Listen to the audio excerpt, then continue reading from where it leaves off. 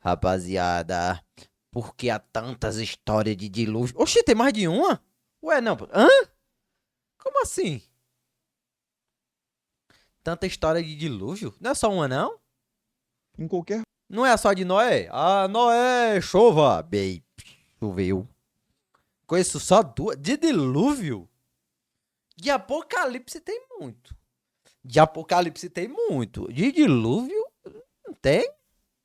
parte do planeta, você pode encontrar histórias antigas a respeito de um grande dilúvio. Na China, no México, na Índia, na Grécia, no Iraque e até no Brasil. São centenas de histórias já registradas com essa temática e algumas delas têm semelhanças realmente muito impressionantes. Nesse vídeo, a gente vai dar uma olhada em algumas dessas histórias e considerar também as principais teorias É isso mesmo. históricas geológicas Aqui no Apocalipse bíblico também é só um, né? Mas tem vários.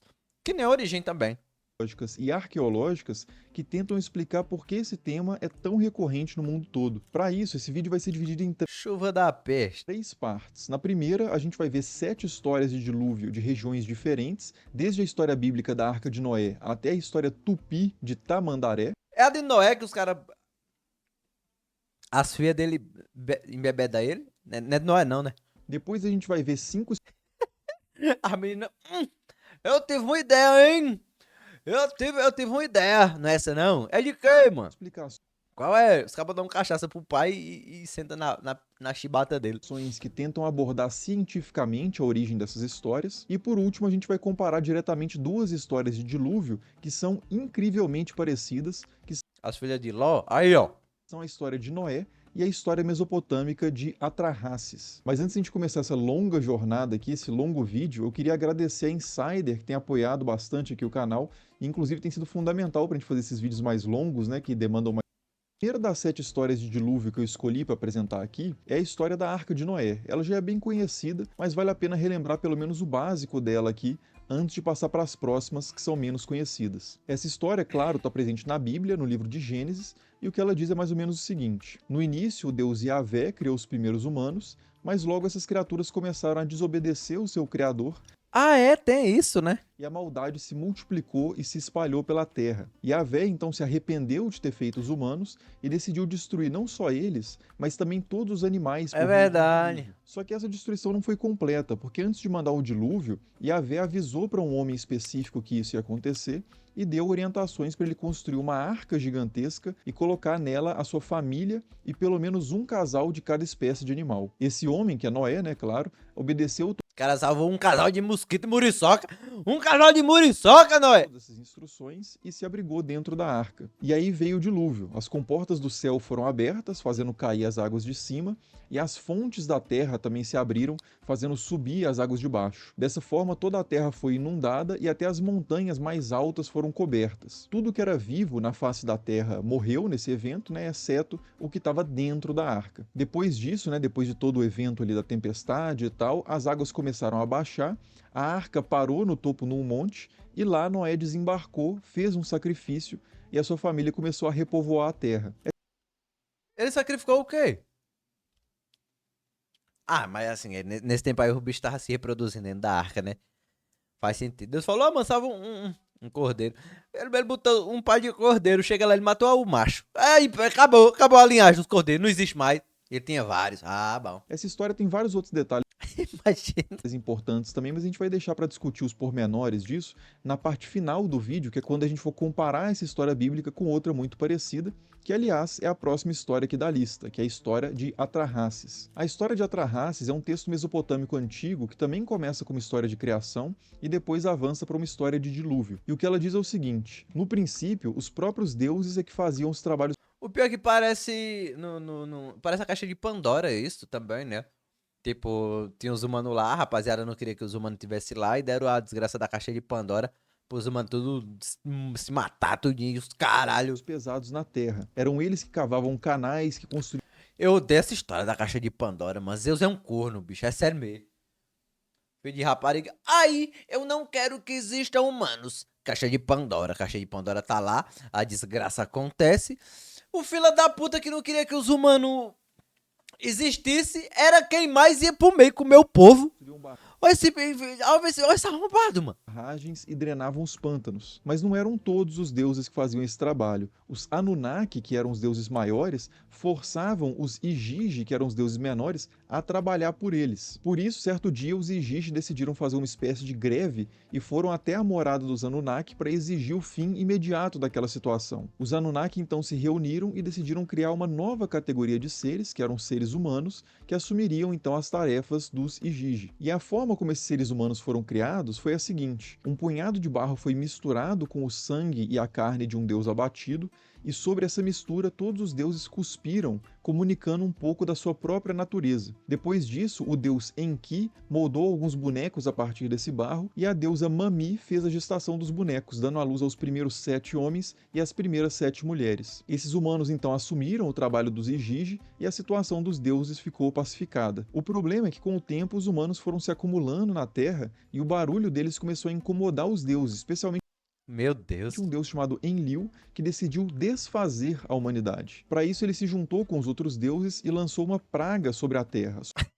Eita Só porra. que um dos deuses criadores, que é o Enki, não queria que a humanidade fosse desfeita, então ele ensinou para um homem específico A mesma Lore, a pô. forma de afastar essa praga. Esse homem é chamado no texto de Atrahasis, que significa super sábio. Depois dessa primeira tentativa frustrada, os deuses tentaram outras formas de acabar com a humanidade, mas o Enki sempre alertava o super sábio e as ameaças eram repelidas. Até que finalmente os deuses meio que apelaram e decidiram lançar uma catástrofe completa sobre a Terra, que foi o evento do dilúvio. E esse evento aconteceu da seguinte forma: as comportas do céu foram abertas, jorrando volumes gigantescos de água, e as águas do abismo, as águas subterrâneas, também foram levantadas e toda a terra foi inundada dessa forma. Só que antes disso, o Enki já tinha alertado o Atrahasis de que isso ia acontecer, Cabo é bom. tinha dado instruções para ele construir uma grande embarcação que coubesse toda a sua família e também a semente de tudo que vive. E assim a terra poderia ser repovoada quando as águas baixassem. E foi exatamente isso então que aconteceu. Depois de 6 dias e 7 noites, as águas começaram a baixar e a embarcação da Atrahasis parou no topo de um monte. Lá ele desembarcou A mesma Lore. e fez um sacrifício. Esse sacrifício, por um lado, foi muito bem recebido pelos deuses, né? Afinal de contas, eles estavam há um bom tempo sem receber nada, por culpa deles mesmos, né? Já E eles queriam o quê? que eles tinham matado todo mundo. Oxi, porra. Aí é foda. Por outro lado, esse sacrifício deixou bem claro que o plano de Enlil tinha sido frustrado e que a humanidade não tinha sido completamente varrida da face da Terra. Os deuses então se reuniram para decidir o que eles iriam fazer a partir daí Só aceitaram, né? e chegaram à conclusão de que a humanidade não deveria ser destruída de novo, mas algumas coisas deveriam mudar para evitar que o problema de superpopulação, que tinha motivado o dilúvio lá no começo, acontecesse de novo. E o Colocou o conceito morte agora, né? que eles fizeram então foi reduzir o tempo de vida dos humanos, reduzir a taxa de sobrevivência de bebês e crianças e definir que algumas classes de pessoas não deveriam ter filhos, como por exemplo sacerdotisas e outras classes. Outros textos mesopotâmicos também acrescentam alguns elementos a essa história, como a epopeia de Gilgamesh, que a gente Muito ruim essa Lore. já viu em um vídeo aqui no canal, mas a gente vai deixar também para falar sobre esses detalhes adicionais no final do vídeo, no exercício lá de Tem que comparação. proibir, tem que proibir o dessa história favelado do de dilúvio procriar. bíblico. Antes disso, vamos para a terceira das 7 histórias aqui da lista, que é a história grega do dilúvio, o mito de Deucalião e Pirra. Nesse mito, que também vem logo na sequência de uma história de criação do mundo, Zeus convoca o conselho dos deuses para discutir o futuro da espécie humana, E tem que limitar os nordestinos pra ter no mínimo 3 filhos só. porque segundo Para com esse negócio de ter 10. ele Pior que já parou já, mano. observava, É no tempo da avó do cabo que tem um a monte. maldade humana tinha crescido muito sobre a Terra e era necessário eliminar esses seres o quanto antes. Os deuses então concordam em eliminar os humanos e inicialmente o plano era lançar raios para incendiar toda a Terra. Só que existia uma profecia antiga Né? 2.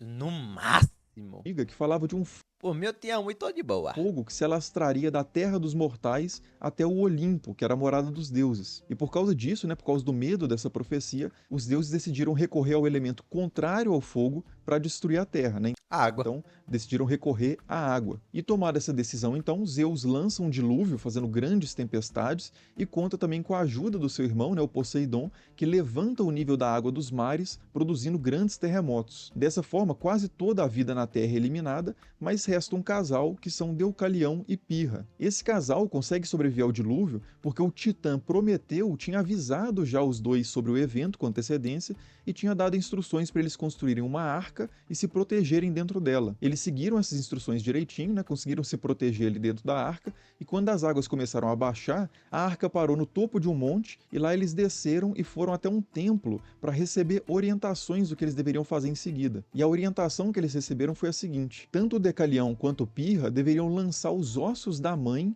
por cima dos próprios ombros. É uma orientação meio enigmática, né? No melhor estilo ali dos oráculos gregos. Prometeu se lascou bonito depois. Mas o Deucalião conseguiu entender perfeitamente o significado daquilo e começou a lançar pedras por cima dos ombros. Ou seja, começou a lançar os ossos de Gaia, a mãe terra, por cima dos ombros. E o resultado disso foi que essas pedras foram transformadas em homens, e quando Pirra fez a mesma coisa, as pedras que ela lançou foram transformadas em mulheres. E dessa forma a Terra foi repovoada. Ai, dentro. Então essa é a terceira história, a história grega, e agora vamos para a quarta história, que é a história indiana do dilúvio. Vários Prometeu versus Sísifo, quem se fudeu mais?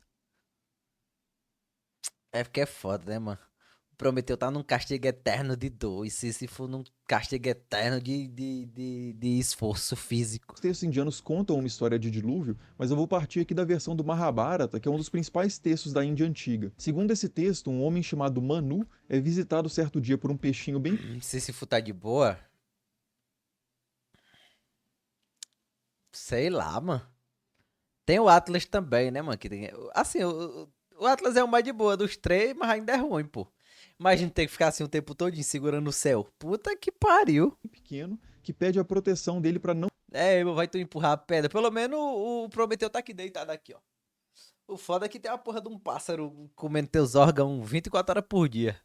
Ah, não, de noite tem um descanso, né? ser comido pelos De noite tem descanso. peixes maiores. O Manu se comove com esse pedido e cria o peixinho como se ele fosse um filho Assim, o descanso é porque ele tá morto, mas depois ele volta. por vários anos, É, de noite regenera.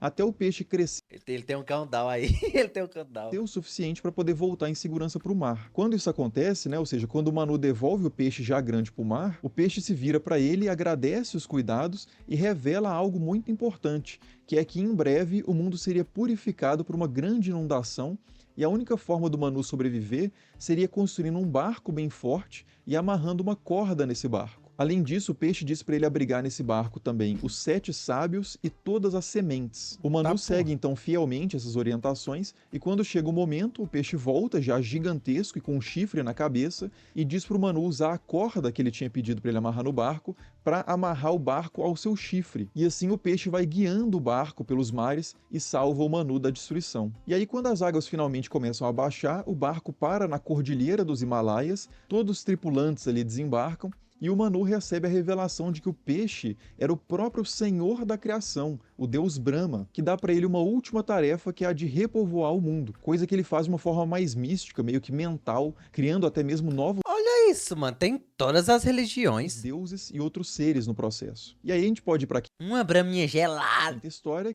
Eu nem que é a bebo. história do dilúvio maia. Os povos aqui da região da Mesoamérica também contavam uma história de dilúvio ligada à sua história de criação. Segundo o Popol Vuh, que é um registro escrito de várias histórias da cultura maia, os deuses começaram a criar os outros seres para poderem receber oferendas e terem os seus nomes pronunciados na Terra. Primeiro, eles criaram os animais com esse objetivo, só Vocês, criaram que vocês. os animais não conseguiam pronunciar os nomes dos Até hoje não fala. deuses, então eles decidiram criar uma nova categoria de seres, que eram seres humanos, e submeteram os animais que tinham falhado na missão, né, aos humanos, como uma espécie de castigo. Só que o primeiro projeto de ser humano desses deuses também não deu muito certo, porque eles foram criados de barro e de um barro bem Cala a mole, boca, e o mano. corpo deles acabou ficando sem nenhuma firmeza, então eles não conseguiam fazer nada direito que os deuses queriam. E aí os deuses decidiram desmanchar então esse primeiro povo de barro e criaram um segundo povo que foi o povo de madeira. Esses já funcionavam melhor, só que eles eram muito negligentes e não se lembravam de alimentar e de cultuar os deuses.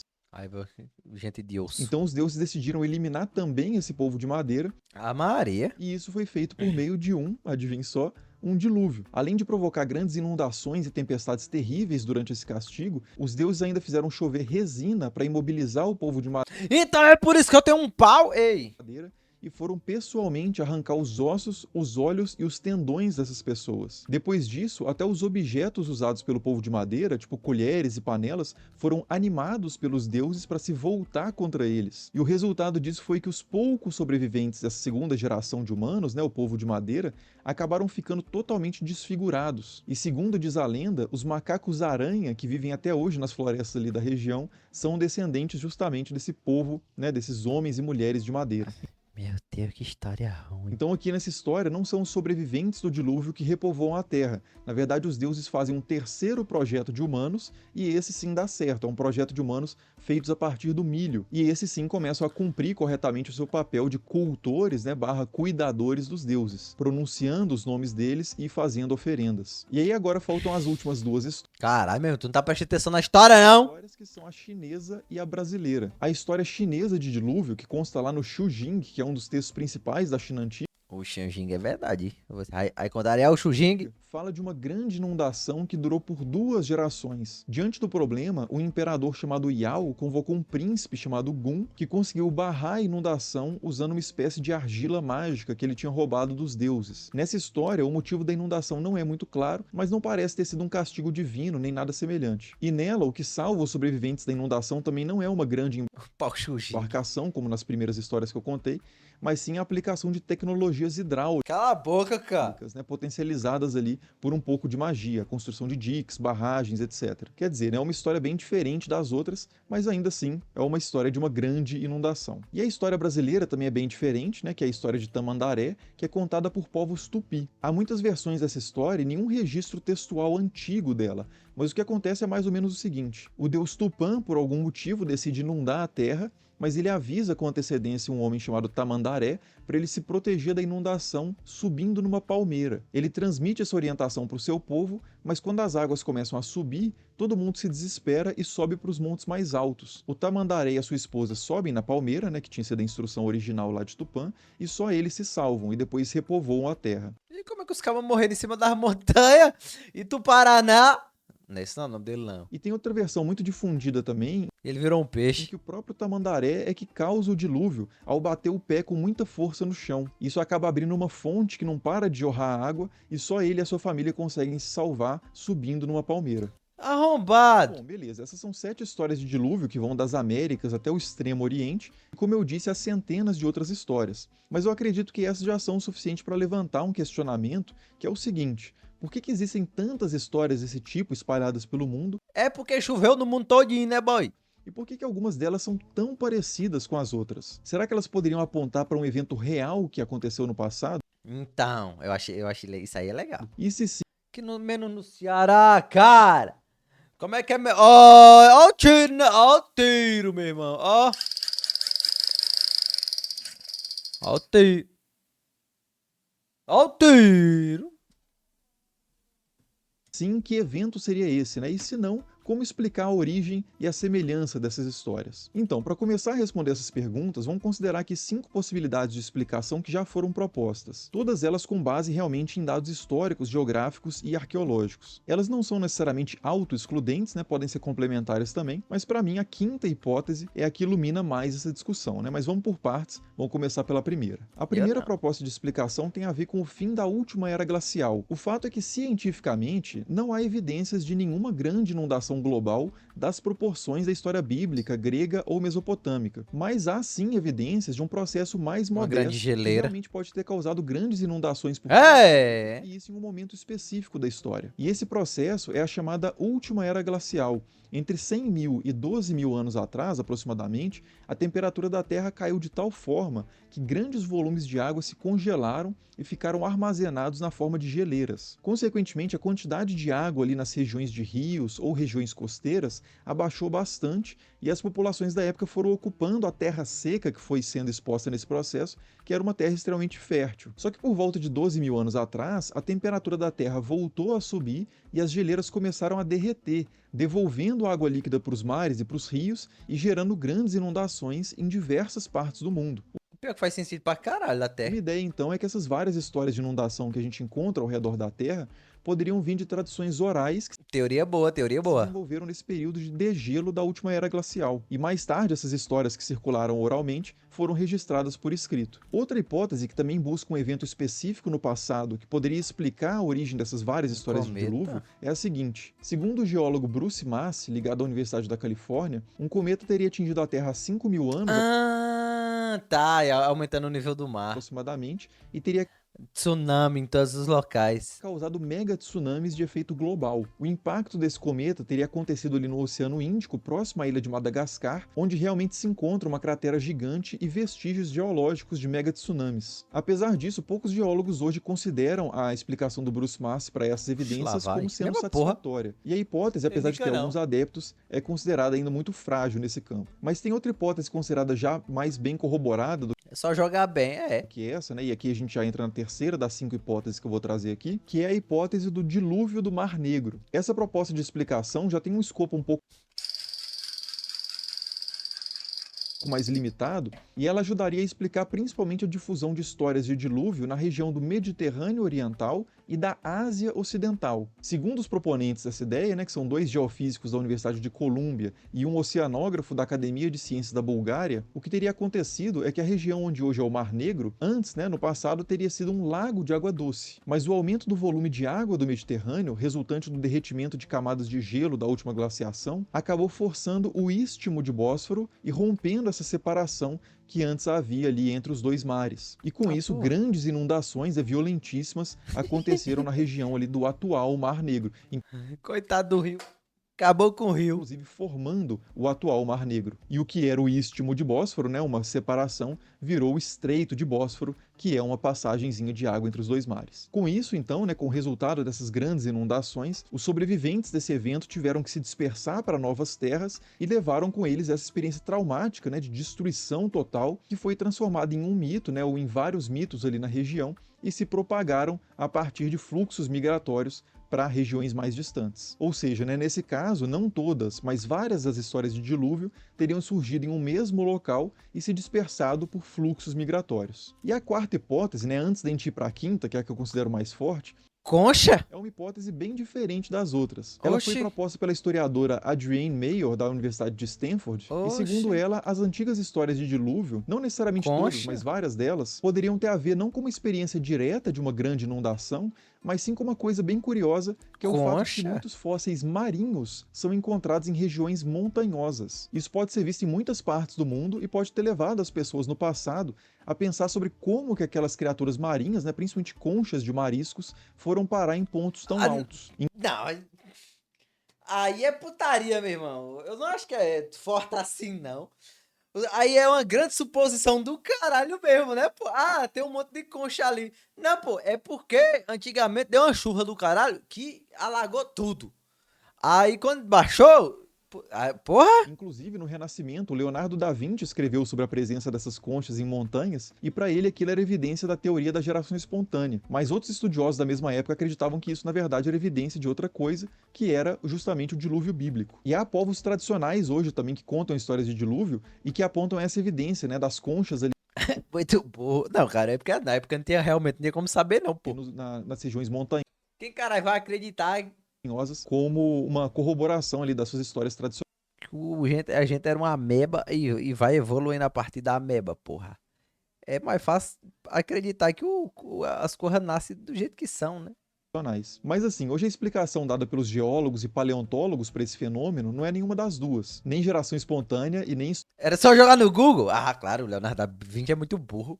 O Google tá ali pra ele só pesquisar, é verdade. histórias de dilúvio. O que teria acontecido, na verdade, é que esses fósseis teriam se formado no fundo do mar mesmo, mas por causa do movimento das placas tectônicas, algumas porções da crosta que já tinham sido fundo do mar, por assim dizer, foram elevadas à sua posição original até o nível de montanha. É o processo chamado de soerguimento tectônico. Mas assim, na ausência dessa teoria científica, né, poderia parecer plausível ali que em algum momento as águas subiram até o nível das montanhas e daí aqueles fósseis apareceram. acontecerem ali. Bom, essas são as 4 primeiras hipóteses, então, que tentam explicar o porquê de ter tantas histórias de dilúvio pelo mundo. Nas Cala a duas primeiras boca, mano. hipóteses, seria por causa de um evento de efeito global que levou vários povos a narrar esse evento de forma diferente. Na terceira hipótese, seria por causa de um evento local que foi mitologizado e espalhado por migrações. E na quarta hipótese, seria por causa de diferentes histórias criadas a partir da observação de um mesmo tipo de fenômeno, que são os fósseis marinhos presentes em montanhas. Mas existe uma outra explicação para existirem tantas histórias de dilúvio pelo mundo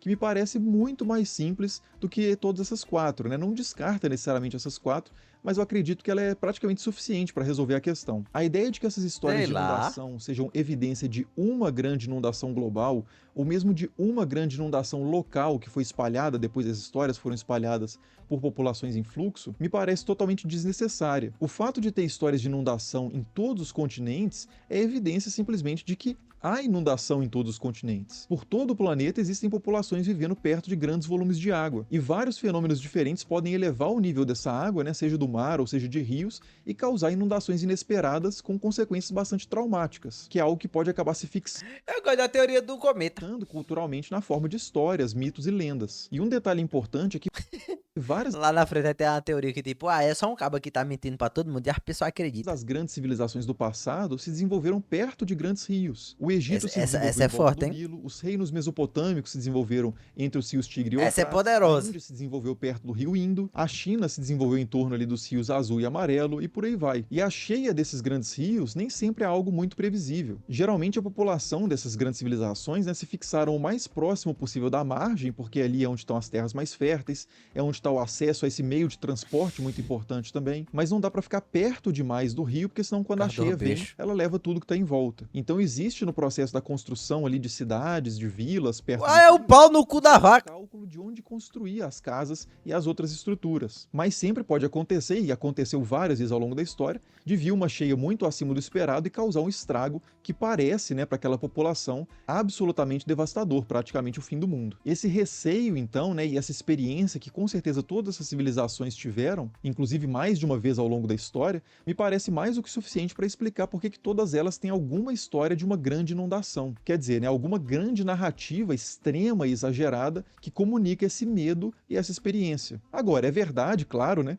que essa explicação mais simples só vai até certo ponto. Ela explica o fato básico de existirem várias histórias com o tema de inundação, mas algumas das histórias que eu contei lá na primeira parte do vídeo, né, têm semelhanças muito específicas que não dá para explicar de forma alguma como desenvolvimentos independentes. A história do grande peixe da Índia, do dilúvio maia e da argila mágica da China são tão diferentes que é totalmente desnecessário, na minha visão, imaginar que exista uma raiz comum que conecte essas 3 histórias. Mas a história da Arca de Noé, da Arca de Atrahasis e da Arca de Deucalião e Pirra, essas é impossível mesmo explicar de forma isolada. Por isso, a partir de agora, a gente entra na terceira e última parte aqui desse vídeo, que é uma comparação mais direta dessas histórias especificamente, né, do dilúvio de Gênesis, do Atrahasis e da Grécia. E o objetivo dessa terceira parte é identificar, né, as conexões históricas entre elas. Qual veio primeiro, né, quem leu quem, enfim, por que elas são tão parecidas. Bom, então deixa eu começar demonstrando aqui por que é claríssima a relação entre essas histórias. Vamos focar primeiro na comparação do dilúvio de Gênesis com o Atrahasis, e depois a gente entra lá no final com o dilúvio grego. Então, primeiro, né, a sequência narrativa da história de Noé e do Atrahasis é basicamente a mesma. Há uma decisão divina de destruir a humanidade, depois um homem é alertado sobre o que está por vir, é instruído pela divindade a construir uma grande embarcação, é instruído a colocar animais na grande embarcação, a terra é inundada por águas que vêm de cima e de baixo, e quando as águas baixam, o barco para num monte, o sobrevivente principal desembarca e faz um sacrifício. Perfeito, mesma história. Além desses paralelos narrativos, também tem paralelos linguísticos interessantes. Na instrução que Yahvé dá para Noé construir a arca, lá no texto de Gênesis, aparecem 2 termos hebraicos bem peculiares, que são gofer e kofer. Geralmente esses termos são traduzidos como sendo um tipo de madeira e como betume. Só que a primeira palavra, né, o gofer, só aparece uma única vez em toda a Bíblia, e isso dificulta muito a compreensão da palavra, já que não dá para comparar essa ocorrência do termo com nenhuma outra ocorrência em contextos diferentes. Por causa causa disso, inclusive, algumas traduções, até em português, preferem deixar o termo em hebraico mesmo, para não ter erro. O curioso é que essa palavra se parece muito com a última palavra, que é o kofer, traduzida como betume, né, que é o material utilizado para impermeabilizar a arca. E essa palavra, kofer, com certeza é uma palavra de origem acádia, que é a língua em que o Atrahasis foi escrito. O termo em acádio é kupru, que também significa betume e é utilizado pelo super sábio, né, o protagonista do Atrahasis, para impermeabilizar a sua embarcação. E se a gente considerar a possibilidade de que o gofer, assim como o kofer, é uma palavra emprestada do acádio, a gente poderia procurar algo como gupru, por exemplo, que correspondesse ao gofer nessa língua, né, no acádio. E, acredite, o termo existe. Gupru significa casa de junco em acádio. Ou seja, a ideia do texto seria que a Arca de Noé deveria ser feita de junco, usado em construções ali de casas, e revestida com betume por dentro e por fora. E é exatamente isso que acontece no Atrahasis. O deus Enki instrui o super sábio a desmanchar sua casa de junco e construir uma embarcação usando o material, que para ser impermeabilizado deve ser revestido com betume por dentro e por fora. Por último, uma outra semelhança impressionante entre o texto do Gênesis e os textos da Mesopotâmia é a parte em que o herói da arca, né, por assim dizer, solta 3 aves antes de desembarcar. Isso para sondar ali se a terra já estava seca o suficiente, né, se as aves encontrariam pouso ou se elas voltariam para a arca. E esse detalhe, na verdade, ele não aparece nas versões que a gente tem do Atrahasis, mas ele aparece na Epopeia de Gilgamesh, que é outro texto mesopotâmico que se baseia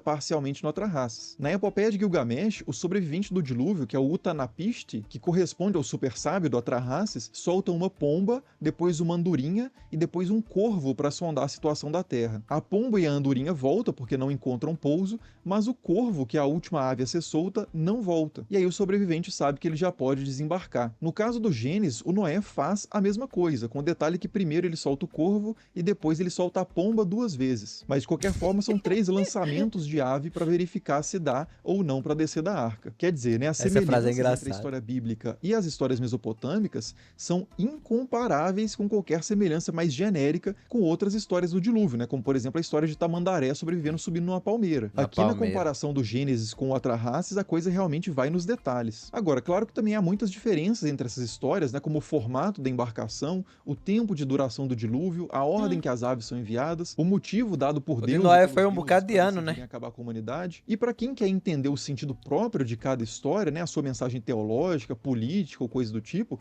é absolutamente fundamental considerar essas diferenças, né, sem a menor sombra de dúvidas. Mas para o nosso objetivo aqui, que é identificar as conexões históricas entre esses textos, o que mais importa realmente são as semelhanças. Bom, e quais as conexões históricas, então, entre esses textos, né? Um copiou o outro ou não? Então, para responder essa questão, a gente tem que considerar ainda 2 coisas principais, que são a questão da data e do local desses textos. A versão mais antiga que a gente tem do texto do Atrahasis... Calma aí, cara! É um pedaço de argila! E isso é comprovado por evidências internas e externas ao texto. Muitos outros textos bem antigos também usam o texto do Atrahasis, como é o caso da Epopeia de Gilgamesh, na sua versão clássica lá do século XIII a.C. E no final das tabuinhas da versão mais antiga que a gente tem do Atrahasis, tem um colofão, que é basicamente um carimbo editorial que era colocado pelo escriba no final do texto, onde está escrito o seguinte: da mão de Ipic-Aya, escriba, mês de Ayar, ano tal do reinado de Ammi-Saduqa. Pelas cronologias dos antigos 6 babilônicos, a gente sabe que esse Ammi-Saduqa é o bisneto do famoso Hammurabi, do Código de Hammurabi, e que ele reinou entre 1650 e 1600 já é muita história já. Já no caso da Bíblia, a questão da datação é um pouco mais complicada. Materialmente, os manuscritos mais antigos de Gênesis que a gente tem hoje estão entre os manuscritos do Mar Morto, que datam do século III a.C. em diante. E nenhum dos fragmentos do Gênesis entre os manuscritos do Mar Morto contém a história da Arca de Noé. São fragmentos de outras partes do Gênesis. Mas, por outras evidências indiretas, como textos de comentários a Gênesis que são mais antigos, a gente sabe que o texto do Gênesis é mais antigo do que o século III. O problema é saber quão mais antigo. Bicho. Os historiadores hoje que jogam esse texto mais para o passado consideram que pelo menos a base do texto da Arca de Noé é do período monárquico de Judá, de monarca? Aí, décimo antes de Cristo. Mas a maioria dos especialistas aposta em uma datação bem posterior, que seria durante ou após o exílio dos judeus na Babilônia, que acontece no século VI a.C.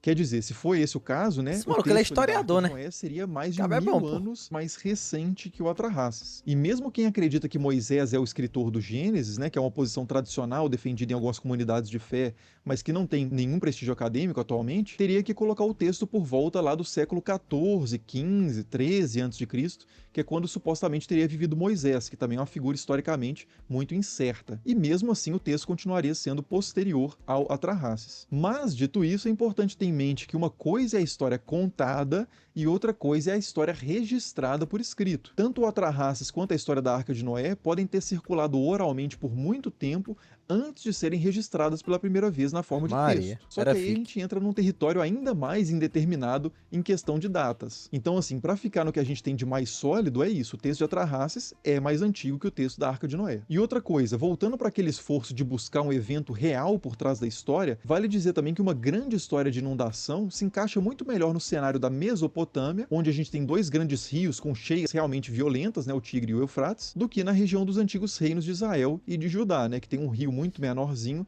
e muito mais pacífico, né, que é o Jordão. real. E sobre esse ponto, inclusive, é interessante dizer que há evidências geológicas de uma inundação particularmente devastadora ali na antiga cidade de Churupac, nas margens do Eufrates, por volta de 2700 a.C.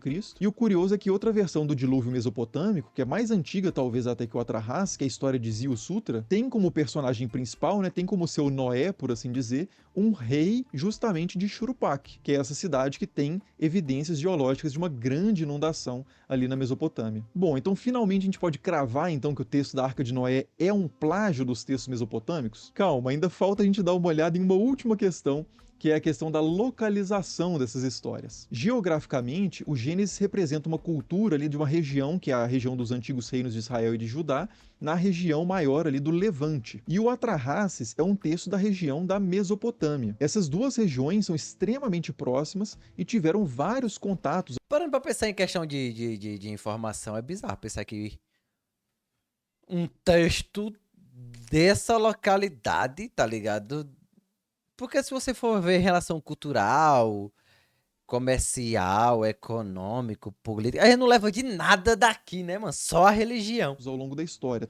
Difundido no mundo todo. Tanto por migrações quanto por comércio e guerra. E as pessoas que circularam entre essas duas regiões, historicamente, levaram sempre com elas, né, claro, a sua cultura, os seus costumes e as suas histórias. Portanto, é perfeitamente possível que uma história criada originalmente em uma dessas regiões tenha se espalhado para as regiões vizinhas. E como o texto mesopotâmico é mais antigo que o da Bíblia, o mais provável é que a direção desse deslocamento tenha sido realmente da Mesopotâmia para o Levante. Inclusive, se a gente considerar que o texto do Gênesis é posterior ao exílio dos judeus na Babilônia, a gente teria uma ocasião perfeita aí para situar o momento exato em que os judeus se apropriaram da história mesopotâmica do dilúvio. No início do século VI, os judeus foram forçados a se deslocar para a Babilônia, viveram lá por cerca de meio século e absorveram durante esse tempo muitos traços E falaram, é nosso, foi nós, foi com nós isso aí.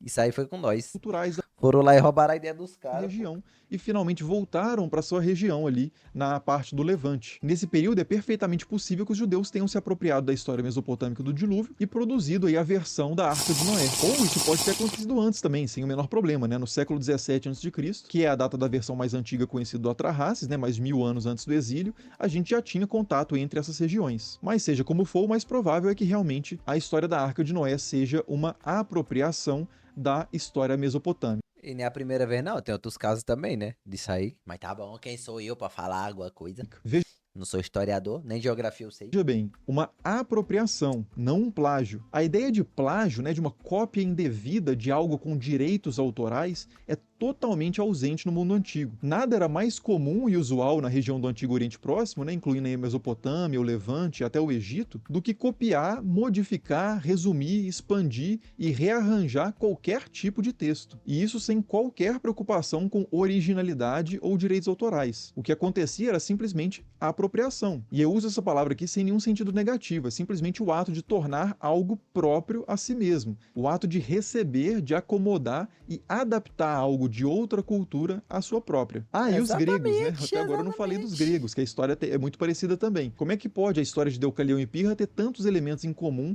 com a história de Noé e do Atrahasis? Mas tem muita mais informação também, os né? gregos também estão logo ali no Mediterrâneo Oriental e também tiveram muito contato com essas regiões durante milênios. A versão mais antiga da Arca de Deucalião, né, da Arca do herói grego aí, é do século V a.C., e a versão mais famosa, mais conhecida, que é a de Ovídio, é da virada do século I a.C. para o século I depois de Cristo. Então são histórias que podem ter recebido tanto influências mesopotâmicas quanto influências judaicas. Outra versão desse mito, inclusive, já do século II, até acrescenta na história da Arca de Deucalião que os animais entraram na arca de dois em dois, algo que não aparece em nenhuma versão anterior e que provavelmente remete à versão bíblica. Quer dizer, os gregos Tô também inventando. possivelmente, aqui pelo menos esse Acrescentar autor, né, que é Luciano detalhes. Apóstata, que era sírio, na verdade, vivendo no Império Romano, mas de cultura grega, também pode ter se apropriado aí de elementos judaicos para modificar uma história grega, que por sua vez já tinha raízes mesopotâmicas. Ou Acrescentaram seja, coisa. esses contos, essas lendas, esses mitos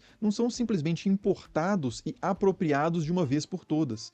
Enquanto o fluxo cultural continua, enquanto diferentes culturas se mantêm em contato, novas apropriações podem continuar acontecendo. E aí o mito continua a sua história de transformação ali, né, se desenvolvendo, se modificando, sem absolutamente qualquer constrangimento relacionado à propriedade intelectual ou a fronteiras culturais, né, patrimônio cultural ou qualquer coisa do tipo. Então, em resumo, né, por que há tantas Na histórias de época, grandes mano. inundações pelo mundo? Na época tu Talvez queria o porque algum quê? evento global tenha Na época nem provocado tinha grandes nada. inundações Melhor coisa que tinha era inventar coisa. ou mais provavelmente, na minha visão, simplesmente porque grandes inundações locais foram parte da experiência humana em todas as partes do planeta. E quanto às histórias que são muito parecidas, né, nos mínimos detalhes, aí a explicação tem que ser buscada caso a caso para verificar essas conexões históricas, mas via de regra a explicação provavelmente vai passar por Não. deslocamentos humanos e apropriações culturais, né, pontuais ou contínuas. Bom, pelo menos essa é a minha visão depois de estudar um pouco sobre o assunto, e eu queria saber também a sua visão aí nos Não, eu não sei comentários. nada não, eu sou leso. Você discorda, o que você Eu sou concorda, burro. o que ficou faltando Né, nessa sei não. exposição. Enfim, fique à vontade para se manifestar. Sei Como não. sempre, as principais Eu referências sou um que estudamos animal. vão estar aí na descrição do vídeo. Não, sei não. Muito obrigado por assistir e Foi bom, até foi o bom. próximo. Falou! Foi bom. Realmente, várias histórias de dilúvio e os cacete. É engraçado isso aí, mas é que nem a história de Adão e Eva, viu? Adão e Eva também, aí tem várias coisas. Só que muda só o nome. Fica Jeremias, Jeremias. Sei não o nome desse povo não, mano. Mas eu já lembro de ter visto alguma coisa sobre isso aí. Tipo, a criação das pessoas em si, do início.